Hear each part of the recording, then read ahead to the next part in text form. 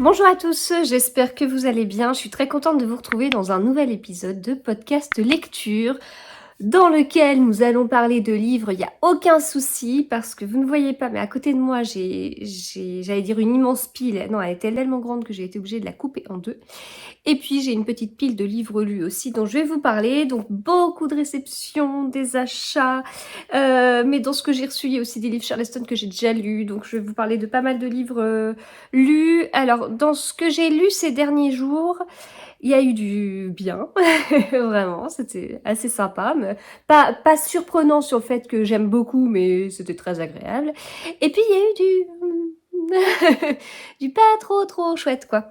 Voilà, donc c'est parti et je commence comme d'habitude par les événements littéraires, actualités, etc.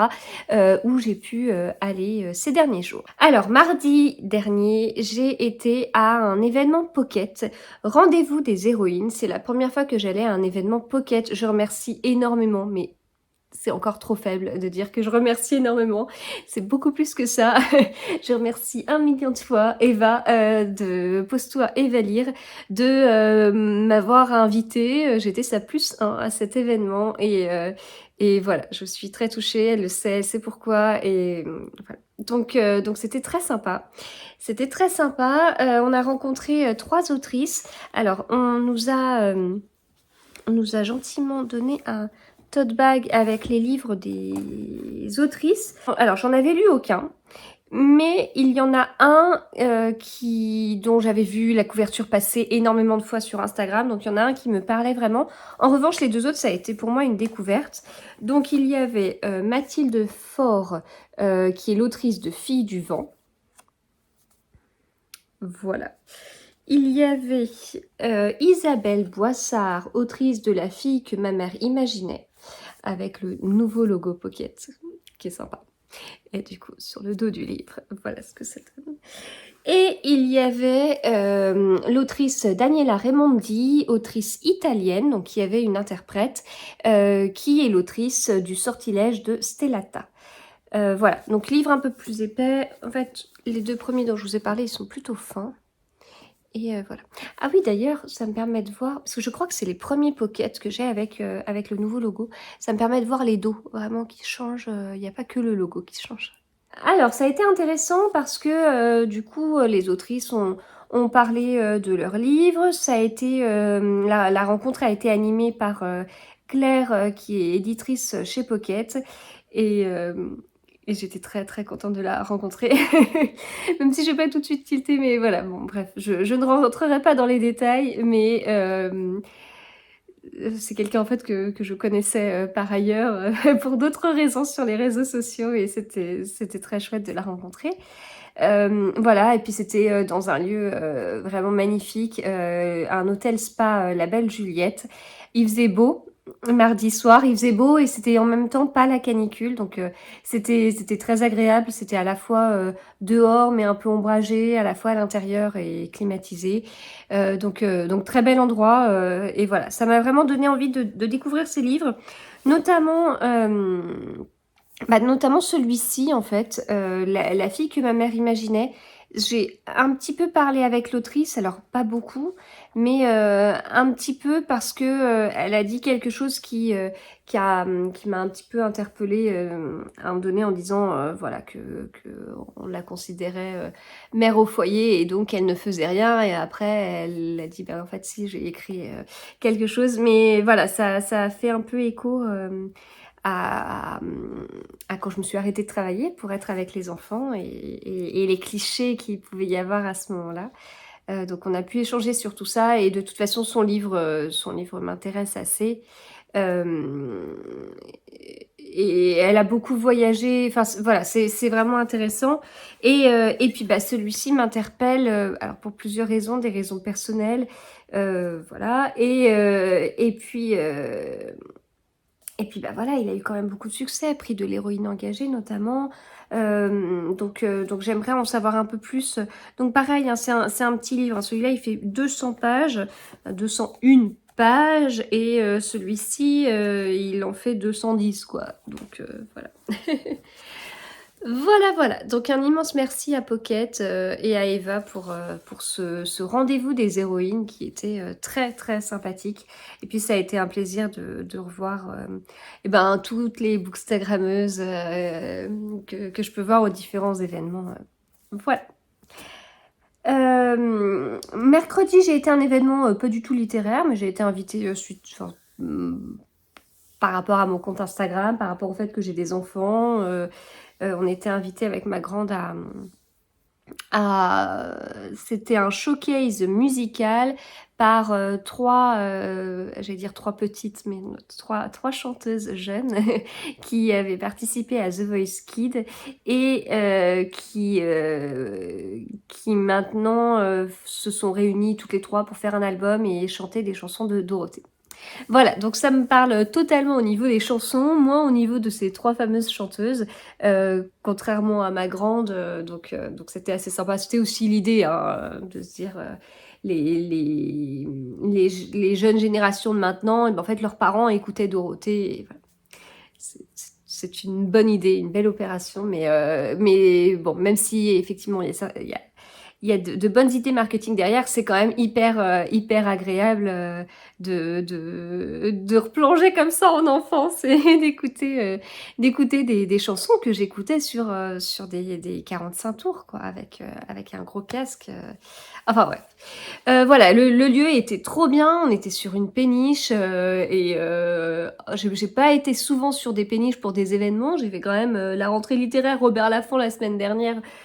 Oui, c'était la semaine dernière sur une péniche. Là, on a eu un petit showcase musical sur une péniche, donc c'était assez sympa.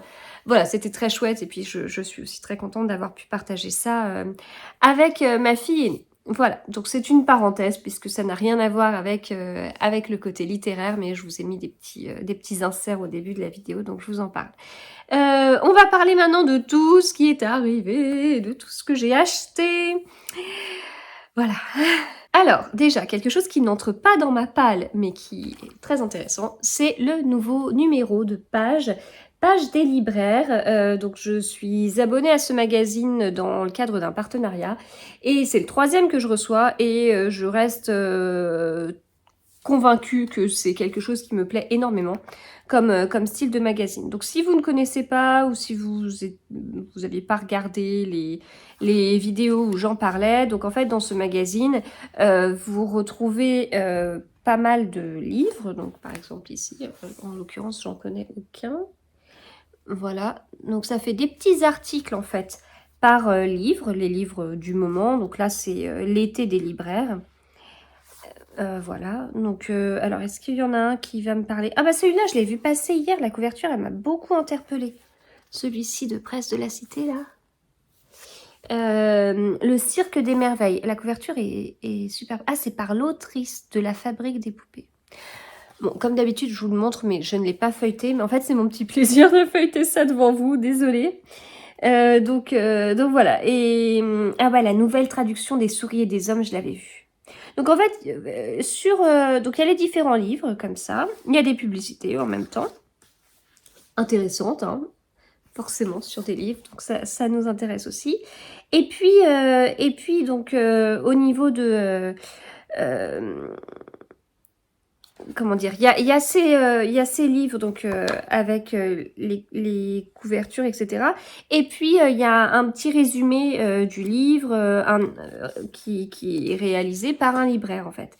Et c'est très intéressant parce que c'est pas la 4e de couverture qui est écrite, c'est autre chose, ça donne des petits éléments. Et puis du coup, si c'est un livre qui pouvait me tenter, en fait j'en ai vu un là qui pouvait me tenter, c'est celui-ci. Tout en bas là. C'est chez Fleuve si je me trompe pas parce que je l'ai vu dans le catalogue. Fleuve, c'est ça. Oh tiens, c'est marrant. Lui est conseillé par un libraire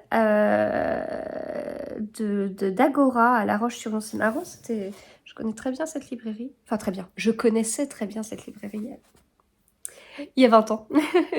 Et donc là, ce livre, c'est Ce matin un lapin d'Antitio Mainen. Et ce qui m'avait un peu un petit peu titillé, c'est que le personnage principal, il est obsédé par le calcul des probabilités. Voilà, donc ça me paraissait assez rigolo. Et en fait, donc là c'est mis, Henri va être confronté à des émotions et des situations qui ne peuvent pas être résolues dans un simple tableau Excel. Donc si vous voulez calcul de probabilité, tableau Excel, les chiffres, c'est un petit peu moi. Et du coup, ça, c'est intéressant. Voilà, le seul risque c'est que quand on est comme ça, chiffre, on est toujours montré du doigt, c'est toujours mal, c'est pas dans la société actuelle, donc j'avais le risque c'est qu'il y ait une sorte de moquerie, autant je me dis tiens j'arrive à m'identifier à quelqu'un et puis ça se trouve en fait cette personne est complètement, enfin on lui donne une bonne leçon en disant tu vois il n'y a pas que les chiffres dans la vie, il y a aussi les émotions. Voilà, c'est le risque. Mais cet auteur, j'en ai un dans ma palle. Je sais plus le titre du livre et c'est un Finlandais. Donc ça m'intéresse puisque j'ai pas encore lu de livre d'un Finlandais. Voilà, donc vraiment j'aime vraiment beaucoup ce magazine. Donc je lirai le petit article là. Après, enfin il y a toute une partie littérature française, littérature étrangère, polar. Tiens, celui-ci je l'avais reçu 16 là. Je l'avais reçu, mais je l'avais reçu complètement défoncé. Ce qui fait que je l'ai pas mis, j'ai pas... Enfin, ça m'a un peu ennuyé de le recevoir dans cet état-là. Et il y a celui-ci qui est aussi dans ma palle. Mais c'est intéressant, justement. C'est très intéressant. Voilà. Et puis, il y a aussi une partie... Alors, il y a les poches, mais il y a une partie jeunesse. Et ça, j'aime bien. Parce que... en ce moment, ma fille est repartie, enfin en ce moment, ça fait quand même depuis plusieurs mois, ma fille aînée, elle est totalement dans une période de lecture et donc en fait les nouveautés, on commence à bien les connaître quoi. Et j'ai été dans une librairie hier et j'ai été bien conseillée je trouve parce que dans le sens où j'ai expliqué les goûts de ma fille et la libraire elle m'a sorti 5 livres en me disant ça pourrait lui plaire et ça, et ouais, oui, je sais que ça pourrait lui plaire parce qu'elle les a et elle les a bien aimés. Et donc du coup après, la libraire m'a présenté un autre livre qu'on n'avait pas, que ma grande n'avait pas encore lu et tout ça. Et donc avec tout ce qu'elle a pu proposer, je savais que ça pourrait lui plaire. Enfin bref, voilà. Donc les nouveautés, on les scrute un peu. Et donc là, il y a de la jeunesse, donc il y a de la très jeunesse. Hein, et puis après, petit à petit, on va vers comment dire, des livres pour plus grands. Voilà, donc tout ça, je regarderai avec elle. S'il y en a qui peuvent lui dire, je lui mettrai des petits post-it. Voilà, donc c'est un magazine que j'aime bien, mais que je savoure en fait. Enfin, je le découvre toujours devant vous. Et puis après, j'aime le savourer. Et bon, le seul risque, c'est que on découvre des livres qu'on n'a pas et qui nous intéressent beaucoup. Voilà.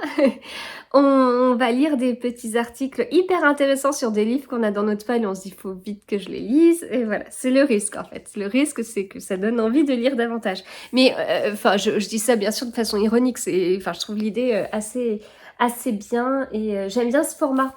J'aime bien ce format parce que on n'est pas sur un magazine avec des articles et tout. Là, c'est pas trop mon truc. Là, voilà, en fait, je prends ça presque comme une sorte de catalogue où je vais piocher ce qui peut, les livres qui vont m'intéresser ou que j'avais déjà repéré pour aller creuser, en savoir un petit peu plus, sans que ce soit chronophage, quoi. On est sur des petits, sur des avis assez courts. Alors, ça dépend desquels, mais voilà. Ensuite, bon, on va continuer dans la partie j'ai reçu des choses, mais c'est pas des romans. J'ai reçu 2 livres de la part des éditions Le Duc à ma demande, donc je remercie énormément Emeline de me les avoir envoyés. Il s'agit de ces 2 livres. Donc, le premier, c'est Au cœur des cerveaux, haut potentiel et hypersensible, comprendre et mieux se vivre grâce aux neurosciences. Alors, celui-ci, je l'avais vu passer sur le compte Instagram des éditions Le Duc. En ce moment, enfin, j'ai trop de soucis de santé. Enfin, vraiment, ça va beaucoup trop loin. Et comme ça va beaucoup trop loin, c'est même des inquiétudes pour l'avenir, en fait. Et donc, faut agir. Voilà. Donc pour agir, il y a des choses que je peux maîtriser et d'autres pas. Donc on va déjà essayer de maîtriser ce qui est maîtrisable. Et dans tout ça, il y a mes émotions, il y a ma sensibilité. Donc ces derniers temps, je faisais un petit peu réfléchi sur l'hypersensibilité, ce que ça impliquait. Donc et j'avais tendance à pas mettre toutes les émotions, enfin je suis hypersensible, oui, mais j'avais tendance à ne pas mettre toutes les émotions. C'est-à-dire que pour moi, hypersensibilité, ça allait être, je peux être affectée par quelque chose qu'on va me dire, je peux être très émue, je peux quelqu'un qui traverse une période difficile et qui m'en parle, je capte tout ça et enfin voilà, je prends les émotions, enfin je me mets à la place de la personne à 300% et je peux pleurer avec la personne par rapport à ça, enfin voilà, je suis comme ça. Et en fait, il y a une émotion qui me bouffe aussi et que j'avais pas mis sous ce truc-là, ce qui est totalement ridicule, c'est la colère. C'est-à-dire que je peux monter très vite dans toutes ces émotions-là. Et notamment quand je suis en colère, ça fait très... dire qu'on est en colère, ça fait très enfant de 2 ans qui passe comme on dit, la crise des 2 ans, une sorte de première crise d'adolescence, quoi. Ça me fait penser à ça, mais voilà, je peux vraiment me mettre en colère sur des sujets, sur le confinement, non pas sur le principe du confinement, sur les réactions de certains par rapport au confinement, sur mon voisin qui va volontairement faire du bruit pour nous ennuyer. En fait, sur le sans-gêne, enfin globalement le sans-gêne, les gens égoïstes, c'est ça en fait. Bah, je pense que c'est sur l'égoïsme, en fait, je pense que ça regroupe tout. Et je peux vraiment exploser, en fait. La politique aussi, parfois, ça peut, ça peut beaucoup m'agacer. Et ça va loin, et du coup, ça me bouffe au quotidien, et voilà. Et je le vis pas bien, je ne le gère pas bien, je ne le vis pas bien. Et ça prend des proportions qui ont du coup un impact réel sur ma santé. Voilà, la dernière fois où je suis tombée malade, c'était vraiment en partie lié à ça en fait. Il y a 2 choses, mais l'autre chose, ça fait partie de l'autre livre. Et donc en fait, haut potentiel et hypersensible, on est 5 à la maison, on est 4 concernés. Si moi-même j'arrive pas à me connaître, j'arrive pas à gérer tout ça, je peux pas accompagner mes enfants par rapport à ça. Enfin, quand je dis qu'on est 4, on est 3 diagnostiqués au potentiel. Il y en a une qui ne l'est pas, mais mais qui, enfin, sa maîtresse a de fortes suspicions et quand elle m'en a parlé, elle voulait savoir si dans la famille il y avait d'autres hauts potentiels. Oui. Donc voilà. Donc j'ai besoin. Enfin, quand j'ai vu ce livre, je me suis dit ah ça m'intéresse. Je veux en savoir plus. Je vais voir. Je l'ai pas feuilleté de la même façon. Je voulais vous le présenter. Je voulais. On est au mois de juin. Je cours partout. Je veux me poser. Je veux vraiment faire ça bien. Je veux vraiment être disponible au moment où je me plongerai dedans. J'ai beaucoup d'attentes pour m'aider au quotidien. Et je sais que du coup, ça servira. Donc voilà. Et ce qui est assez rigolo, c'est qu'il y a même des pelotes de laine sur la couverture. Voilà. Bon, si jamais ça vous intéresse, et vous pouvez m'envoyer un petit message si vous voulez, ou si vous êtes concerné, ou si ce dont je parle vous parle, si vous avez déjà eu tout ce cheminement et vous êtes bien plus loin que moi et vous avez déjà des réponses et tout ça. Je suis totalement ouverte à la discussion. Enfin, c'est même pas ouverte, c'est que ça m'intéresse vraiment. Donc, si vous voulez qu'on échange, ce serait avec grand plaisir, s'il vous plaît. Voilà. Et donc, l'autre livre, et donc l'autre raison de mes soucis de santé, qui sont en gros des trachéites, des bronchites, donc où tout le monde se dit tiens j'ai mal à la gorge, de mon côté tiens je peux avoir de la fièvre pendant 2 jours parce que j'ai pas géré mes émotions et que j'ai pas mangé comme il fallait, ou voilà. L'autre souci que j'ai, c'est tout ce qui est reflux, la cause peut être du stress, le stress peut être lié à un problème d'émotion, mais ça peut aussi être lié à ce que je mange, ou en tout cas quand je suis stressée, il faut que je fasse hyper attention. Mais c'est au point où j'ai eu en mars, oui ça devait être en mars, une bonne trachéite avec où tout le monde, je vous dis, hein, mon entourage a dû, enfin mon entourage proche, je comprends totalement, mais quand je vais dire ça à des copines, etc., quand je dis ah j'ai mal à la gorge, ah d'accord, ouais, alors en fait quand j'ai mal à la gorge, c'est que je suis brûlée de l'œsophage. Et quand je suis brûlée de l'œsophage, potentiellement, déjà je suis KO, je peux rien faire, donc quand on me dit ah, et repose-toi, mais en fait je c'est même pas la question de se reposer ou pas, enfin bref, c'est compliqué.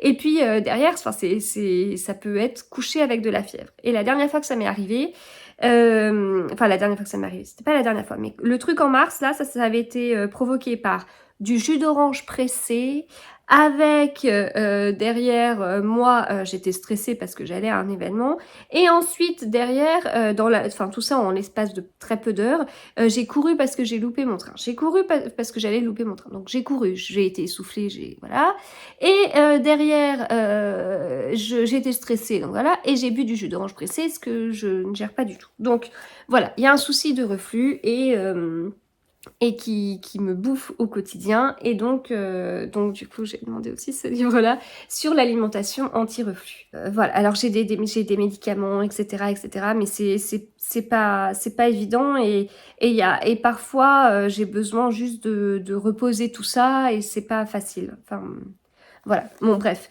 c'est pas le sujet, on n'est pas là pour parler de ça, mais c'est 2 livres, on est dans un podcast lecture, on parle de livres, c'est 2 livres sur lesquels je compte énormément, j'ai énormément d'espoir sur ça, parce que je peux plus en fait, je peux plus. Avec tout ce qu'il y a au mois de juin, avoir une angine par semaine, je peux pas le gérer, je peux pas. Voilà, donc il faut que je fasse les choses autrement et j'espère que ça m'aidera beaucoup. Ensuite, en restant dans la même maison d'édition, donc là on va être chez Charleston, j'ai reçu 3 livres. J'ai reçu un pavé que je n'ai pas encore lu, j'ai reçu un petit livre que j'ai lu déjà et j'ai reçu un autre pavé que j'ai déjà lu. C'est chouette quand on reçoit des pavés qui sont déjà lus. Celui-ci, Tempête sur la Vela aux étoffes d'Anne Jacobs. Vous voyez la couverture. On va retrouver tout le monde, on va se replonger à Augsbourg. C'est le tome 5 de La Villa aux étoffes. Je suis à jour, donc, enfin j'étais à jour avant de le recevoir, je ne le suis plus. Donc à Augsbourg en 1935. Voilà, on va retrouver la famille Meltzer et j'ai hâte, mais pas tout de suite parce que mon planning de cet été est archi plein. J'ai reçu celui-ci, Le Royaume du Condor, de Jeanne-Marie Sauvage-Avit, que j'ai lu dans le cadre des lectrices Charleston. Donc, livre assez court, avec l'avis de Madame Chachali sur la 4e de couverture, ça c'est la classe. Et puis, quelques avis à l'intérieur. Je l'ai lu, mais il n'y a pas le mien. Pourquoi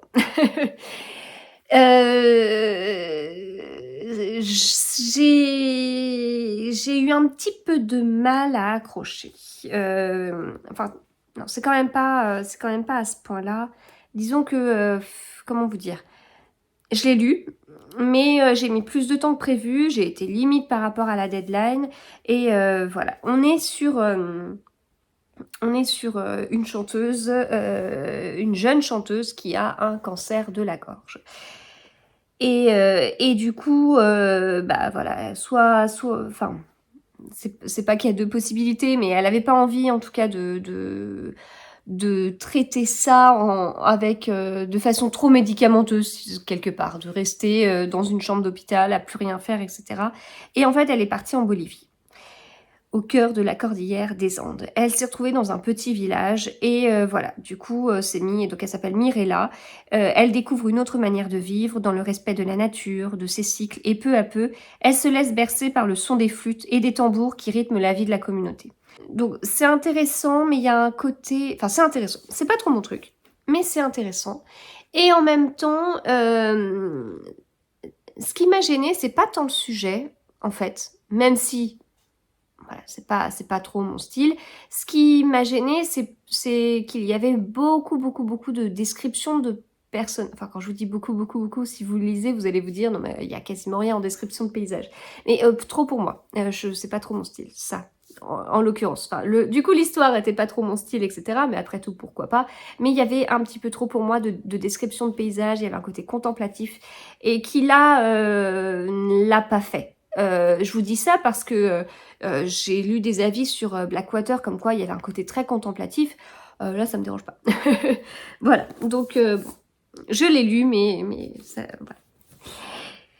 Et celui-ci, je l'ai lu aussi, La cuisinière de Castamar de Fernando Munez. Si vous avez Netflix, vous connaissez peut-être la série. On est sur un premier tome qui est juste un tome de folie. D'ailleurs, vous avez vu, il est complètement défoncé, celui que j'ai reçu là. L'enveloppe était moitié ouverte, j'étais verte. Et du coup, celui-ci, il fait seulement 678 pages. Il me paraissait tellement gros que je pensais qu'il y en avait plus. Bon, il n'y a pas d'avis sur la 4e de couverture. Et puis, bah, j'ouvre pour regarder comme ça. Puis bon, il y avait pas mon avis. Je dis oui, d'accord. Bah, comme ça n'a pas été un coup de cœur, je l'ai lu, hein, je l'ai lu jusqu'au bout et tout. Ça n'a pas été un coup de cœur. Bon, c'est peut-être pour ça. Et puis, mais voilà, c'est pas grave, c'est comme ça. Enfin, c'est pas... je sais plus ce que j'avais écrit. Il y avait peut-être aucune phrase intéressante ou je sais plus. Donc, je suis bah ok, enfin... Bon. Et puis, en fait, quelques jours après, il y a une fille qui l'a reçu dans le cadre... qui a reçu ce livre dans le cadre d'un partenariat et qui m'a tagué en disant « Oh, il y a la vie de Magdalena !» Ah oui, parce que en fait, j'avais pas ouvert le petit rabat. Voilà. Et dans le petit rabat, effectivement, il y a mon avis. Et donc, j'avais écrit « Je me suis attachée aux nombreux personnages et j'ai adoré suivre leur histoire. Ce livre m'a fait penser à Downton Abbey, mais en Espagne en 1720 avec des trahisons, des vengeances et des duels. » Voilà. Et donc, c'est tout à fait mon avis puisque je l'ai écrit. Voilà. Le seul petit bémol, c'est le côté on a des méchants. Voilà. Les méchants, ils sont vraiment pas gentils. Mais donc le côté trahison, duel et tout. Donc en fait, on a toute une partie dans une maison vraiment à la Downton Abbey, à la Villa aux Étoffes, en Espagne en 1720. Donc autre lieu, autre époque. Mais voilà, il y a vraiment ce côté-là et tout. Donc c'était intéressant par rapport à ça. Mais il y avait en plus le côté duel et tout. Et du coup, moi, j'aimais bien suivre les personnages, les domestiques. Donc je sais plus si j'avais pas commencé à faire une fiche de personnage au début. Ça m'arrive des fois quand je lis un livre où je dis « Oh là là, il y a beaucoup de personnages ». Je me fais un petit fichier Excel de brouillon, je note rapidement machin c'est la cuisinière, machin c'est le maître, ah machin c'est le frère du maître, enfin pour me repérer. Et puis après j'efface au bout de quelques pages, mais des fois je fais ça, je me demande si je l'ai pas fait. En tout cas, si je l'ai pas fait, ça aurait peut-être été nécessaire parce que c'est vrai qu'il y avait pas mal de personnages. Mais j'étais bien avec les domestiques, les maîtres, etc. Mais il n'y a pas que ça. Il y a d'autres parties qui nous éloignaient trop de Downton Abbey que j'aime bien. Mais globalement, voilà, je l'ai lu, ça se lit bien et voilà. Donc ça, c'était les réceptions Charleston. Maintenant, je vais passer aux autres réceptions, puis je finirai par mes achats. Alors, j'ai reçu ce livre de la part de Anne-Sophie Moskowitz, je ne suis pas sûre du tout de bien le prononcer, accompagnée d'une carte, ce que j'ai trouvé hyper sympa. Il y avait une enveloppe avec mon nom, une carte à l'intérieur avec un petit mot écrit, et en plus le livre est dédicacé, donc j'avais été contactée par l'autrice pour le recevoir. Maison libre, sans toit ni cloison. Voilà, donc ça m'intéressait. Si je vous lis rapidement la 4e de couverture, si Claire s'enfuit voir l'océan, c'est pour retrouver le souvenir d'un père qui déjà s'efface. Dans sa poche, une vieille carte postale l'a guidée jusqu'à la côte atlantique. C'est la clé vers mai 68, vers la personne qui était son père avant d'être son père. Cet étudiant en architecture aux mèches rousses qui, au lieu d'arracher les pavés de Paris, préférait dessiner des maisons. C'est la clé de son deuil. Elle frissonne à chaque ressac, en équilibre sur une crête qui sépare le futur du passé. Elle tremble mais ne cède pas, auréolée de cette volonté qui s'empare de ceux qui reçoivent en héritage la liberté. Donc 252 pages, j'aime beaucoup la présentation du livre. Et voilà, donc je vous dirai quand je le lirai. Mais j'ai été très touchée en fait c'est un beau livre et puis de le recevoir avec une carte, un mot à l'intérieur, c'était très gentil. Et j'ai reçu 2 livres de la part de chez Point parce que comme vous le savez, je fais partie du prix du meilleur polar 2023. Donc ici, on a Sombre de Max Monnet et ici, on a L'Ange rouge de François Medellin. Donc Max est une femme, c'est une autrice française avec laquelle le milieu noir va devoir compter. Donc si je vous lis la 4e, Victor Karan est psychologue en milieu carcéral. Chaque jour, il emprunte à moto le pont qui relie le continent à l'île de Ré pour rejoindre la citadelle, fortification reconvertie en prison. Chaque jour, il écoute des détenus lui confier des crimes atroces. Mais c'est la découverte d'un cadavre sur une plage proche de chez lui qui va provoquer une totale déflagration dans sa vie, car il connaissait bien la victime, Julia, l'épouse de son meilleur ami, Jonas Somb. Et le suivant, celui-ci, L'Ange rouge. Lyon à la tombée de la nuit, un radeau macabre glisse sur les eaux noires de la Saône. Sur l'embarcation, un cadavre mutilé et crucifié dans une mise en scène baroque. Le commandant Alain Dubac et son équipe de la police criminelle sont chargés de l'enquête, coincés entre la pression médiatique et celle de leur hiérarchie. Voilà. Vibrant, charnel, ce thriller mené à un rythme d'enfer explore autant les âmes blessées qu'un monde hallucinant de noirceur. On verra. Voilà, donc ça c'est des livres que je lirai, je vous en parlerai quand ce sera le cas. Ce thriller, c'est de la dynamite, rien que ça. Et ensuite, les livres que j'ai achetés, j'en ai acheté 4. 4, mais en fait c'est 2 groupes de 2. Oui, parce qu'on a du Blackwater et Agatha Christie. Alors, Agatha Christie, j'en ai trouvé 2 nouveaux avec les nouvelles couvertures pour aller avec, donc juste en haut. Hop, voilà, pour aller avec ce que vous voyez là, qui sont donc tous mes Agatha Christie. Moi, c'est pas droit. Hop, tous les Agatha Christie chez Livres de Poche que j'ai avec les nouvelles couvertures. Et donc, voilà, j'en ai 2 de plus, je suis contente. Mr. Queen en voyage, que j'ai déjà lu, c'est un recueil de nouvelles. En fait, il y a 2 recueils de nouvelles avec des nouvelles de Mr. Queen, et je l'ai relu l'année dernière, je crois. J'aime bien Mr. Queen. J'aime bien, et je sais qu'il était important pour Agatha Christie, donc voilà, sur tout ce qui était vraiment théâtre italien et tout ça. Et Une poignée de seigle, ça faisait super longtemps que je le cherchais, et voilà, je suis contente. Donc ça, c'est un livre de un Miss Marple. Je ne sais plus si je l'ai lu. En tout cas, si je l'ai lu, c'est pas depuis 10 ans. Ah, quoique... Ah mais bah si, je l'ai déjà lu il y a pas longtemps. C'est quoi l'histoire? Ah, je sais plus. Et si, je l'ai lu. Je l'ai lu il y a pas longtemps, mais si, Une poignée de seigle en plus. Enfin, oui. Dans le livre, il y a Une poignée de seigle. Si, je l'ai lu, il y a pas longtemps en fait. Je l'ai lu il y a, je sais pas, 1 an et demi ou un truc comme ça.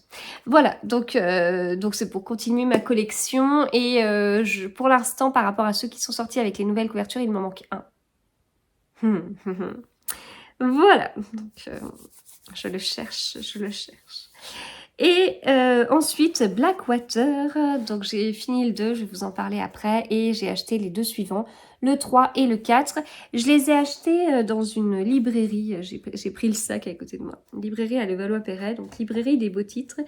J'ai pris le sac parce que je l'ai trouvé trop bien. Lire est bénéfique pour votre santé, faites-vous aider, c'était extra, et j'ai adoré le petit message qui est écrit ici. Puisque le livre est au même prix partout, préférez les conseils d'un libraire. Et bien justement, hier, je me suis fait conseiller pour ma fille aînée.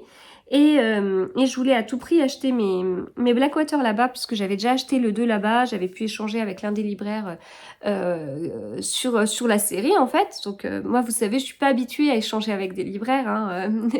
C'est pas trop ce qu'il y a dans les librairies près de chez moi, mais j'ai vraiment bien apprécié. Et c'était cool, et je me suis dit, bon bah voilà, à partir de ce moment-là, j'achèterai tous mes Blackwater dans cette librairie.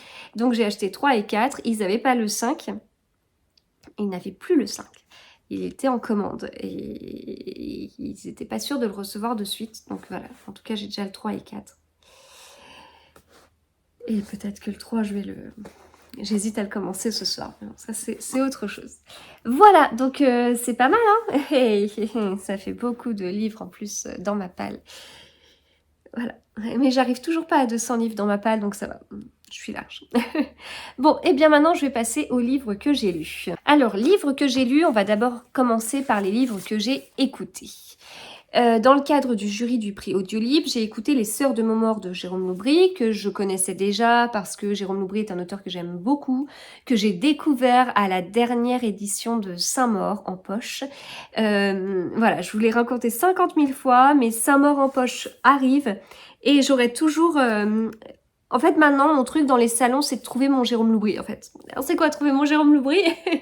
C'est à la fin, je finis le salon, je fais un dernier tour pour être sûre que vraiment, vraiment, j'ai rien oublié. Vraiment, je vais... j'ai aucun regret, etc. Donc voilà, donc là, j'avais plein de livres dans les bras. Et je faisais le tour et tout. Et je suis tombée sur Jérôme Loubry, parce qu'en fait, j'avais pris plein de livres. Et j'avais pas pris de polar. Et je m'étais dit quand même, enfin, ça a toujours été mon genre de livre préféré, même si j'en ai pas forcément lu tant que ça ces derniers temps. Enfin, aussi ces derniers temps, c'est mieux. Mais en tout cas, l'année dernière, j'en avais pas lu assez, je trouvais. Et là, bah, j'étais partie avec plein de livres, mais il n'y avait pas de polar. Puis j'avais envie d'une découverte, vous savez, l'auteur qu'on voit pas trop passer sur les réseaux sociaux. Et voilà. Et ça a été Jérôme Loubry. Donc, j'ai acheté à ce moment-là Les Chiens de Détroit, parce que son deuxième livre, le 12e chapitre, était en grand format. Donc, je voulais déjà commencer par le premier, qu'il a écrit. Il n'y a pas d'ordre à respecter. Il faut juste savoir qu'il s'amuse dans l'écriture à faire des références à ses livres précédents, mais ça n'empêche en rien de comprendre l'histoire parce qu'il n'y a pas de personnage commun, il n'y a rien en commun dans ces livres. Et donc voilà, donc j'avais découvert Les Chiens de Détroit, je l'ai lu, j'ai adoré. J'ai lu le 12e chapitre, je l'ai adoré. Les Refuges, j'ai un peu moins aimé. De Soleil et de Sang, j'ai bien aimé, mais j'ai bien aimé. Enfin voilà. Les Refuges, si j'ai pas aimé, c'est parce que je le trouvais malsain sur certaines choses. Et puis Les Sœurs de Momor, qui est sorti là à l'automne dernier, ça a été mon livre préféré de l'auteur. Du coup, je l'ai écouté et j'ai bien aimé la voix du comédien qui est bien en accord avec l'histoire, je trouve. Donc voilà. Donc je l'ai écouté dans le cadre du prix du jury Audiolib. On a écouté 10 livres en fait dans notre, j'allais dire notre année, ça a duré quelques mois, voilà.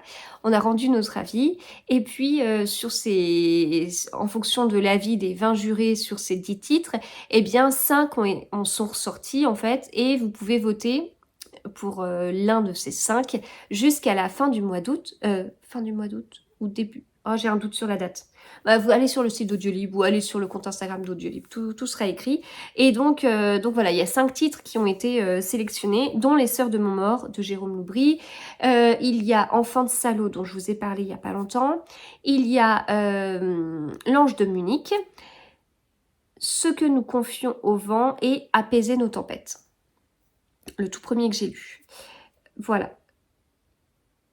Ouais, voilà pour ce que je voulais vous dire. Donc vous pouvez toujours l'écouter. Et alors, il y en a un autre que j'avais écouté dans le cadre du jury du prix Audiolib, qui ne fait donc pas partie des 5. C'est La danse de l'eau de Ta-Nehisi Coates. Je sais pas si ça se dit comme ça. Et en fait, j'ai pas été au bout du livre, j'ai pas été au bout. En fait, on suit Hiram. On est dans les plantations en Virginie. Il y a des histoires avec son père, etc. Et je sais pas, ça l'a pas trop fait pour moi. Il y a des histoires avec l'eau aussi, hein, forcément, mais bon, voilà. Si vous l'avez lu ou écouté et que vous avez bien aimé, je veux bien qu'on échange, quoi. Mais moi, ça l'a pas trop fait. Ensuite, j'ai lu 2 livres papier. Alors, j'ai lu celui-ci. Celui-ci, ça a été mon Jérôme Loubry du Quai du Polar. Voilà, donc vous savez maintenant ce que ça signifie. Ça veut dire que c'est le dernier livre que j'ai acheté au Quai du Polar. On était avec Florence. On avait assisté à une conférence la veille, le samedi, avec donc Marie Vintras. Il y avait également Olivier Norek. C'était assez intéressant. Et puis voilà, l'autrice était là en dédicace. Et puis le livre, il était pas très gros. Et puis voilà, de ce qu'elle avait pu dire, ça m'intéressait. Puis j'ai lu la 4e de couverture qui m'intéressait. Puis j'ai entendu des personnes en parler autour de son stand et ça m'intéressait. Et voilà, et donc avec Florence, on s'est dit, bah, on se le prend, on se le lira ensemble. Et voilà, du coup, on se l'est lu ensemble. C'est pas un coup de cœur. C'est pas un coup de cœur du tout. Je l'ai pas abandonné hein, parce que j'ai abandonné un livre audio, parce que j'ai abandonné Amour et vieille dentelle, enfin ça va pas quoi. C'est vrai que avant je voulais pas abandonner, je laissais toujours une chance à un livre parce qu'on sait jamais. En fait, on sait jamais, il peut y avoir un retournement de fin, quelque chose. Et je le fais moins maintenant parce qu'il y a trop de livres qui m'intéressent et j'ai vraiment l'impression de perdre mon temps. Et du coup, j'abandonne vraiment, alors qu'avant, pas du tout. J'ai pas abandonné, je regrette pas, parce que la fin a rattrapé quand même le début. Ce livre a quand même du succès, je crois que c'est le prix des libraires qu'il a eu il y a pas longtemps là. Mais ça va qu'il est court et que voilà, on peut... J'ai abandonné il n'y a pas longtemps un autre livre court dont je vous ai pas parlé, je vous en parlerai quand il sortira. Et en fait, là, même s'il était court, je savais que c'était pas possible par rapport à certaines choses. Là, je me suis un peu forcée quand même. Et puis, au final, j'ai réussi à m'accrocher. Mais bon, du coup, dans ce livre, en fait, on suit plusieurs personnages. Donc, on est sur un roman choral. Le livre est court, ça fait 50 fois que je vous dis qu'il est court, il fait 182 pages.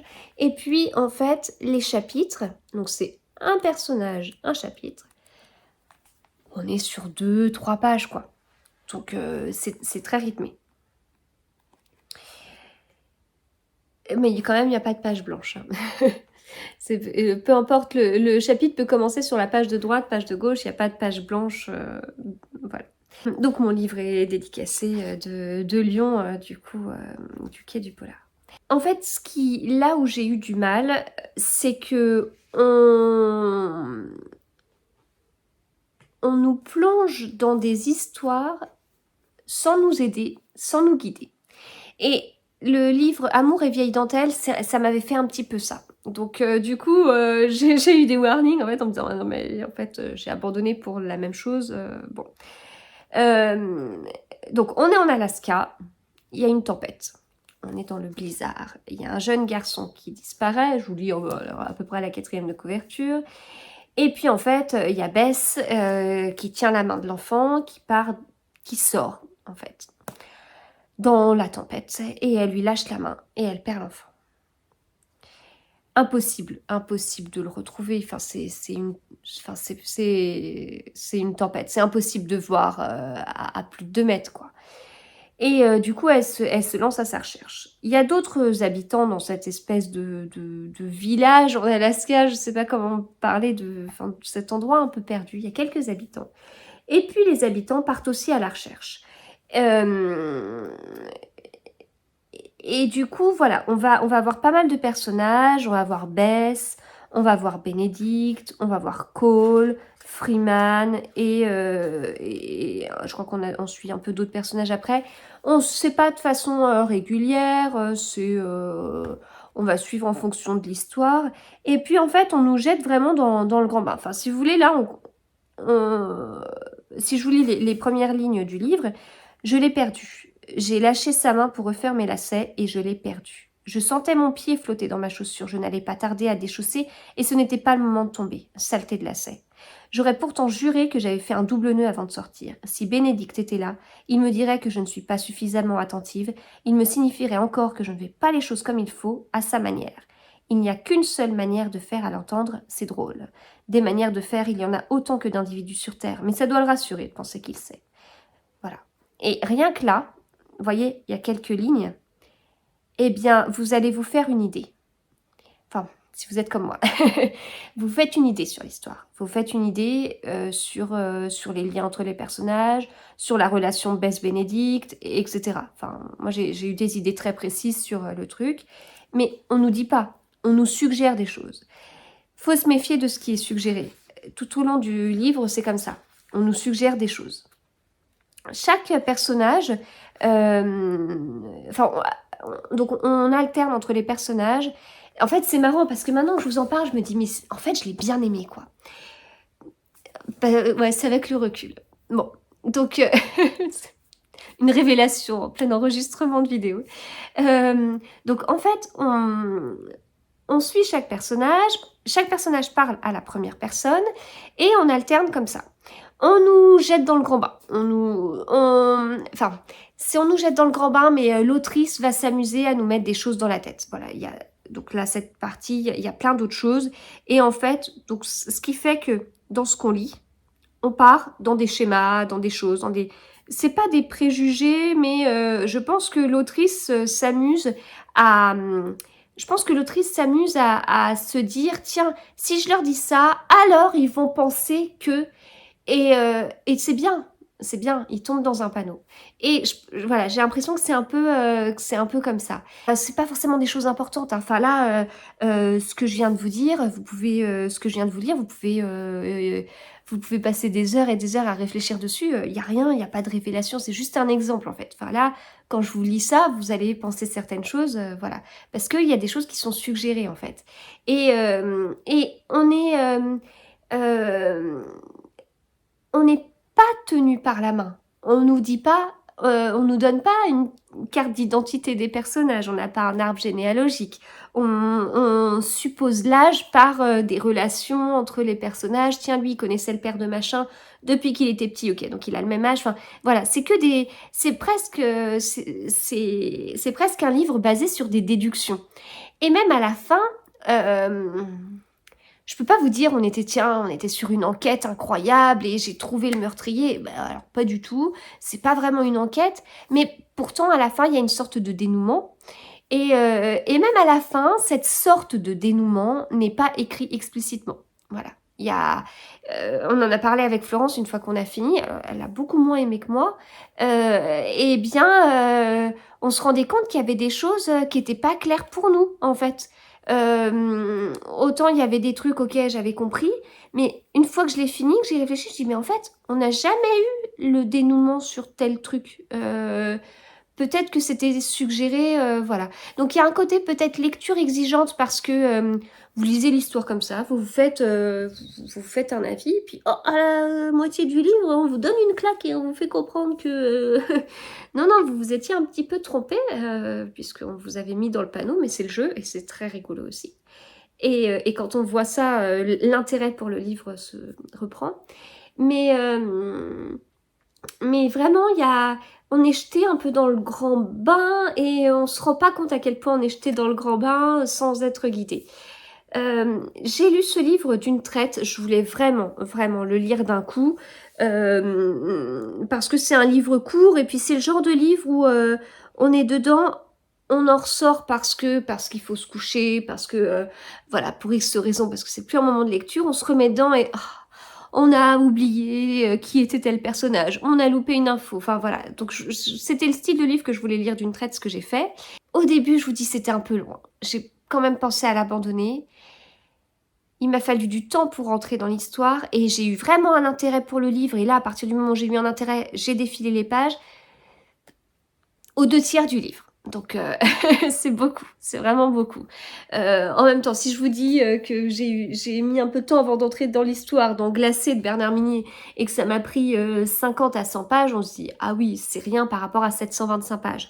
Là, si je vous dis, ouais, j'ai mis du temps à rentrer dans l'histoire, il m'a fallu 120 pages, ah ouais, mais sur un livre de 180, ça compte, quoi.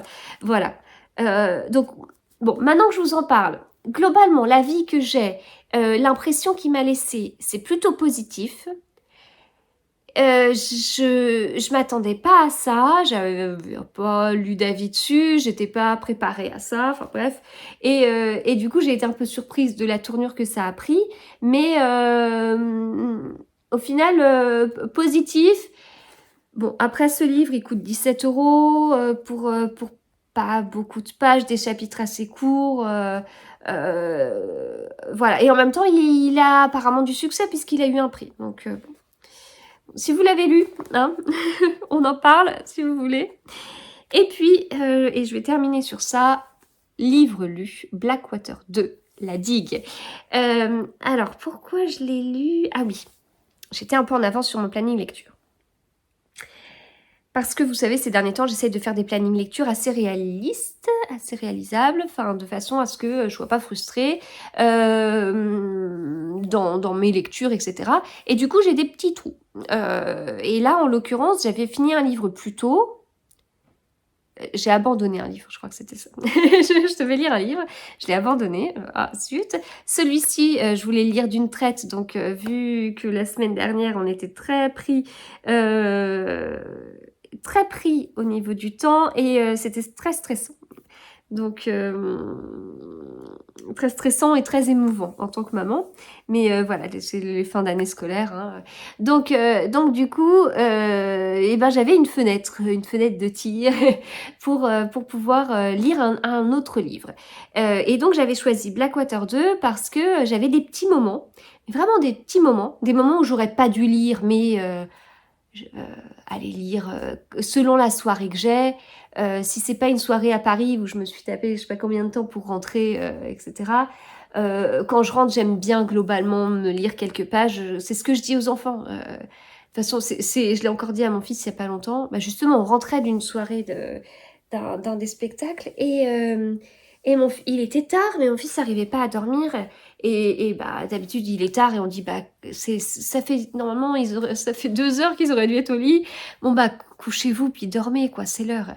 Et largement. Et là il n'arrivait pas. Je dis bah lis quelques pages en fait. Il faut lire quelques pages pour voilà pour couper et mieux dormir. C'est vraiment ce que je leur dis tout le temps et du coup je me l'applique quand je peux et donc voilà là j'avais quelques soirs où je me suis appliqué ça. Donc c'était pas beaucoup, c'était pas lire 50 pages, c'était juste lire 5-10 pages, juste un petit peu l'histoire de couper avec une journée prenante où j'ai couru et tout pour réussir à se coucher parce que si je fais pas ça, et ben après il y a plein de choses que j'ai en tête.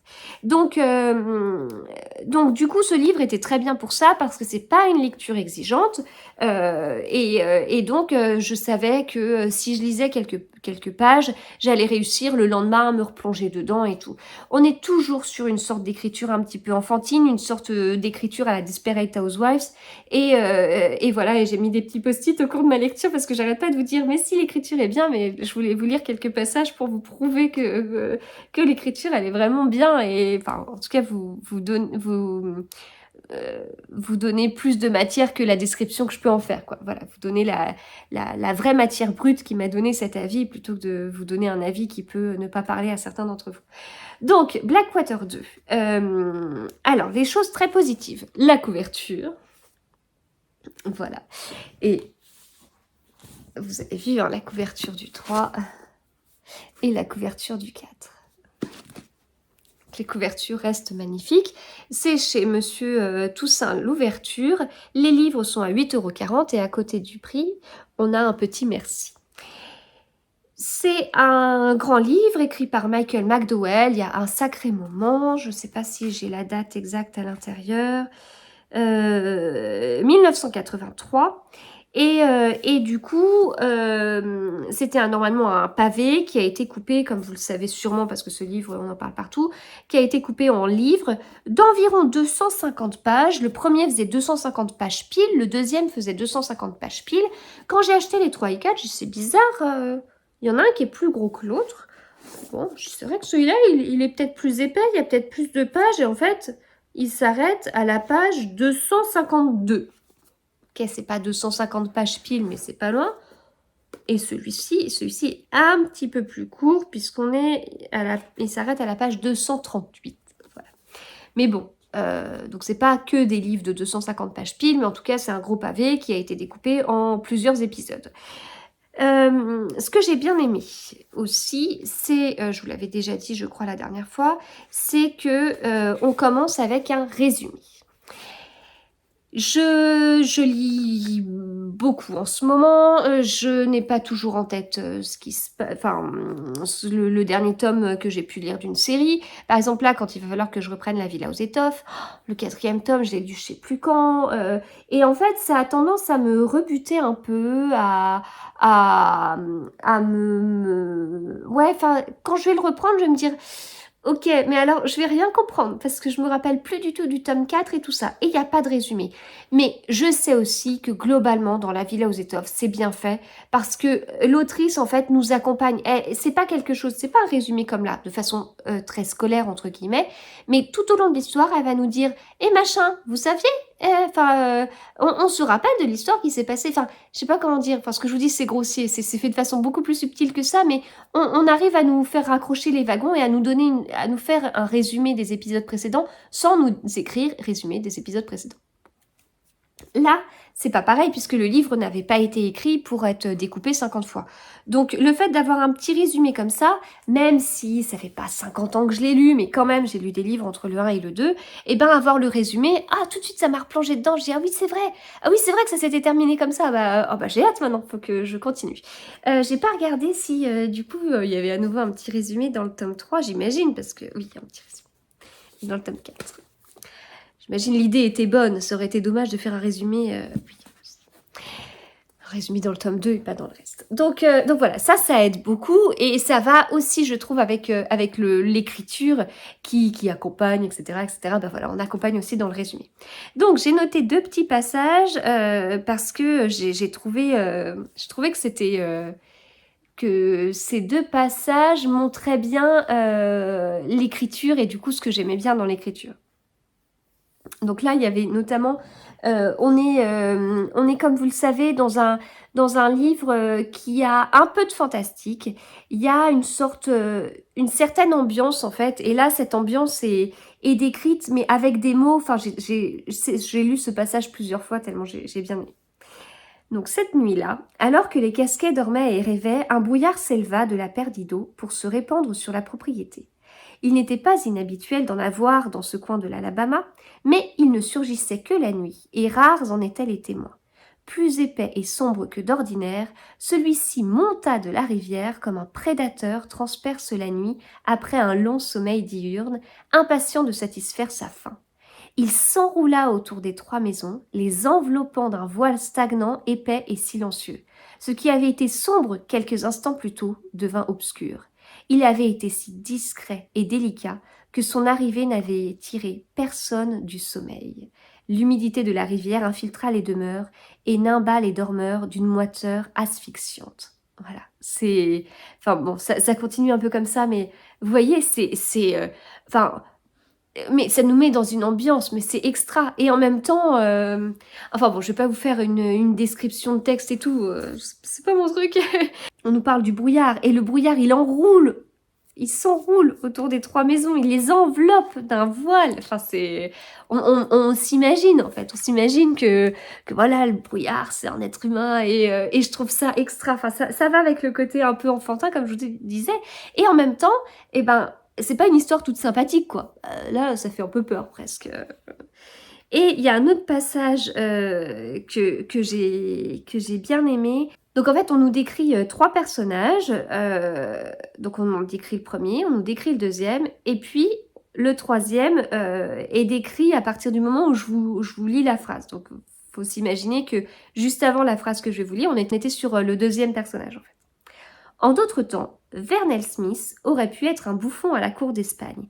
Il était jeune et incroyablement laid, avec un visage émacié qui évoquait au fermier du coin la tête d'un veau mort-né, sauf que celle de Vernel était affublée de grosses verrues d'où saillaient de longs poils drus. Voilà. Bon, c'est peut-être pas les 2 passages les plus représentatifs du livre, mais ça vous montre un peu cette écriture. Enfin, on lit ça. Enfin, moi, en fait, si vous voulez, j'avais l'impression d'être dans le Gruffalo. Je sais pas si vous connaissez, c'est un livre que j'ai énormément lu aux enfants, surtout à mon fils. Il y avait même un petit dessin animé sur France 5 qui était repris avec le Gruffalo et le petit Gruffalo. Ça fait partie des livres préférés. Je vous avais fait une vidéo il y a un moment sur les livres pour enfants qui nous ont le plus marqué à la maison. Les livres où, voilà, moi mes enfants, ils ont 6, 8 et 10 ans. Du coup, on n'est plus dans les petits albums comme ça. Le Gruffalo, on va le lire à ma dernière pour le plaisir, mais elle est grande maintenant pour ça. Mais on se séparera pas du livre, il est trop important, on a trop de souvenirs avec. Et là, quand j'ai lu ça, j'ai l'impression d'être dans le Gruffalo, quoi. Enfin, voilà, avec la description et tout, la langue violette, et ben voilà, grosse verrue, d'où ça y est, de longs poils trucs. Donc du coup, comme je vous disais, avec le résumé, avec la lecture du tome 1, le résumé, on est tout de suite dans l'histoire. On se lit ce deuxième tome hyper bien. Donc moi, comme je vous disais, j'ai lu un premier soir, j'ai lu quelques pages. Un deuxième soir, j'ai lu quelques pages. Et puis le lendemain, j'avais que l'après-midi disponible et encore qu'une partie parce qu'après on était encore pris du milieu de la... Enfin vers 16h, 16h30 et on est rentré après à 23h. Enfin voilà, la fin d'année. Et ben en fait, durant l'après-midi, j'ai largement eu le temps de me le finir. Donc j'ai l'impression d'avoir lu d'une traite en fait, quasiment. On est bien à nouveau avec les personnages. Il y a toujours des histoires avec Marie Love, la matriarche, qui est la mère notamment d'Oscar, pas seulement. Il y a un petit arbre généalogique. Et puis Elinor, du coup, on continue à en savoir plus sur Elinor. On m'avait dit qu'il y avait plus de fantastique dans ce tome. Du coup, je me suis dit, waouh, je suis pas trop fantastique. J'y vais, mais j'ai peur. C'est peut-être... Enfin, je vais pas dire c'est peut-être le tome de trop, parce que je suis qu'au tome 2, mais le tome 1, ça l'a fait niveau fantastique, il n'y avait pas plus. Là, on m'avait dit, dans le tome 2, il y aura un peu plus de fantastique. Du coup, j'y suis allée en me disant... J'y vais, mais si on a de plus en plus de fantastique, il y a un moment donné, ça passera plus pour moi. J'ai pas trouvé qu'il y avait plus de fantastique. Ou alors, comme j'étais prévenue, je l'ai pas pris pareil, j'en sais rien. Mais en tout cas, j'ai eu aucun souci, ça l'a totalement fait. Puis, ouais, enfin, c'était bien, c'était intéressant. La description des personnages, la description physique des personnages, la description de la psychologie des personnages, les liens entre les personnages, l'histoire. Je vais pas vous dire qu'il y a un suspense insoutenable, je vais pas vous dire que vraiment c'est assez... c'est un rythme incroyable. Non, pas du tout. Mais l'histoire, elle donne envie quand même d'être lue et voilà. Il y avait une petite dose d'horreur dans le tome 1. Là, oui, il y a une petite dose d'horreur. J'ai même l'impression qu'il y a un petit peu plus. Bon, voilà. Pareil, ça m'a pas gênée. On verra encore une fois sur la suite. S'il y a un tome qui s'appelle La guerre, on verra comment ce sera décrit. Hein. mais ouais, vraiment, très contente d'avoir lu ce tome. C'était bien, j'étais bien. Bon, le seul truc, c'est que... en fait, j'ai presque deux regrets sur... vous voyez déjà le dos du livre, ça vous donne des petites choses sur l'horreur. J'ai peut-être deux regrets sur cette série. Le premier, alors deux regrets qui sont à l'opposé en fait, sur la façon dont je l'ai lu. Le premier regret, c'est que j'aurais voulu céder à la tentation avant, j'aurais voulu être influencée par Bookstagram avant, et moi aussi vivre l'attente d'un tome toutes les 2 semaines, puisqu'il y a un tome qui sort toutes les 2 semaines, c'est génial, ça crée une attente, et puis voilà, j'aurais voulu vivre ce truc de me dire, bon, je suis au 2, le 3 n'est pas encore sorti, vivement dans 2 semaines que le 3 sorte, et je l'achèterai, je me jetterai dessus, et je le lirai, et je le dévorerai, puis après j'irai, oh vite, vivement l'attente du 4e tome, parce que je trouve que ça peut faire partie de la magie de la lecture. Je suis passée à côté, le tome 6 sort là, je n'ai lu que le 2, donc je suis totalement à côté de la plaque par rapport à ça. Mon autre regret, c'est que ça aurait peut-être été bien, sinon, du coup, de les enchaîner. À la fin, on a toujours un petit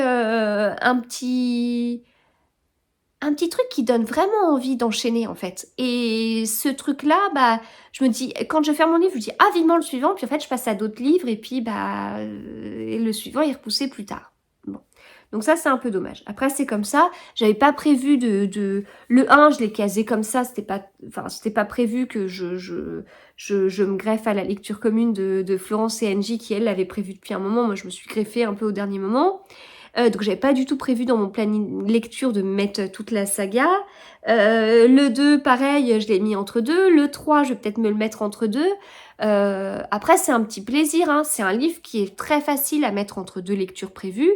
Parce que lecture pas exigeante, parce que ça se lit vite. Voilà, là, on même pas...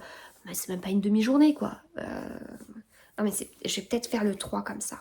Peut-être que le 3, je vais me le faire ce soir et demain. Parce que j'ai pas, lors de moments de lecture, pas forcément identifié en fait. Un petit peu en voiture, un petit peu... C'est peut-être comme ça que je vais la lire cette série en fait. Non planifiée, mais il y a toujours un petit moment où je vais être en avance sur mon planning, puisque j'ai fait un planning pour que je sois en avance sur mon planning. Donc peut-être comme ça. Voilà, mais bon, je trouve que ça, si vous n'avez pas découvert la série... Prévoyez-vous peut-être une semaine complète pour vous lire je ne sais pas comment on dit, les 6 tomes d'un coup, quoi, et ce sera peut-être pas mal. Ou alors savourer un tome, un autre livre, un tome, un autre livre. Mais voilà, je pense que c'est une série, on peut pas les lire comme ça au hasard, je sais pas comment dire. Enfin bon. Donc voilà, donc tome 2 au top, je continue à être fan, je continue à comprendre l'engouement, même si je trouve quand même que cet engouement est nettement supérieur à l'avis que je peux en avoir. Il ne reste pas moins que c'est une lecture très agréable, une lecture doudou, mais une lecture doudou avec de l'horreur, avec du fantastique, avec des passages sombres. Voilà. Bon, je vous dirai dans le prochain épisode si le tome 3 a été lu ou pas. Bon, je vais m'arrêter là. J'espère du coup que cette vidéo vous aura plu. Si c'est le cas, n'hésitez pas à me mettre un petit pouce vers le haut ou à me mettre un petit commentaire parce que ça fait toujours plaisir. Je vous souhaite énormément de courage avec la chaleur si vous y êtes encore au moment où cette vidéo sort et au moment où vous la regardez. Et puis voilà, bah, écoutez, à la prochaine fois pour de nouvelles présentations de livres lus, de livres reçus, etc. À très vite.